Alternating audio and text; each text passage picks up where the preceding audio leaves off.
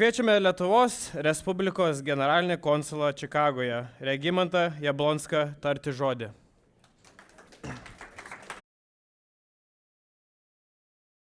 Labą dieną visiems. Tikiuosi, oras nesugadino labai nuotaikos, neužpūstė viso kelio. Mes iš Čikagos irgi ilgai važiavom, bet nieko, davažiavom. Svarbu, kad pasiekėm jūs. Taip, mylėti eitininkai, gerbiami bendruomenės nariai. Nuoširdžiai sveikinu visus susirinkusius ypatingai progai.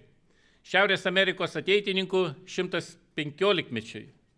Tai ne tik sukaktis, tai gyvos istorijos, išsaugotos tapatybės ir nenutrūkstamos misijos liudijimas.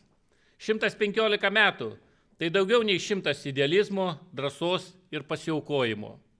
Per tiek laiko keitėsi žemėlapiai, valdžios, politinės realijos, tačiau ateitininkų sąjūdžio esmė išliko – ugdyti žmogų, kuris gebėtų ne tik siekti žinių, bet ir tarnauti artimui, tautai ir Dievui.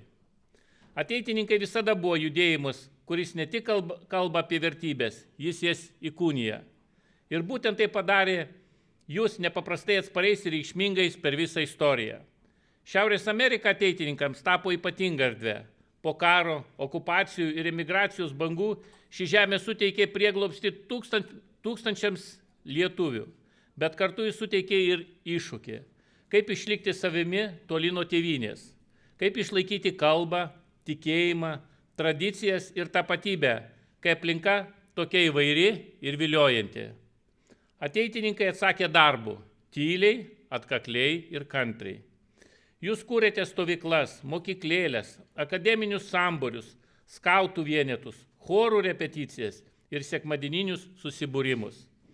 Būtent šiose erdvėse brendo jūsų vaikai ir jaunimas. Čia jie mokėsi ne tik lietuviškai kalbėti, čia jie mokėsi lietuviškai gyventi.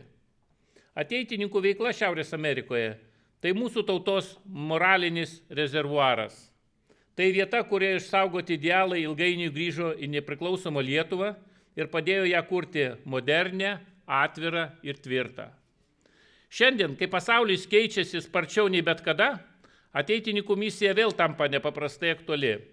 Jaunam žmogui reikia ne tik žinių, bet ir krypties. Ne tik galimybių, bet ir vertybinių pagrindų. Ne tik pasaulio, bet ir šaknų.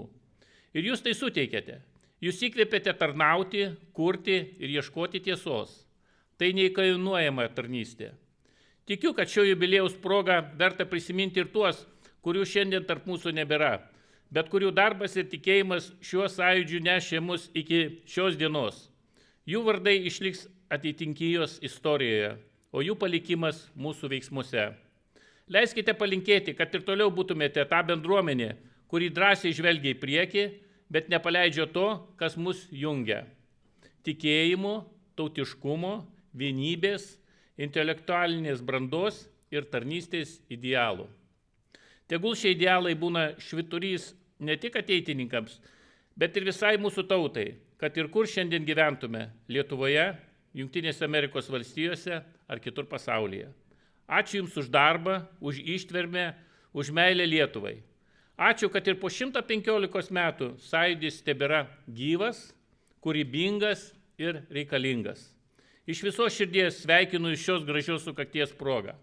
Tegul Dievas laimina jūsų bendruomenę ir tegul ateitis būna šviesi, kaip ir šis garbingas kelias, kurį nuėjote kartu. Ačiū ir gražaus vakaro Jums.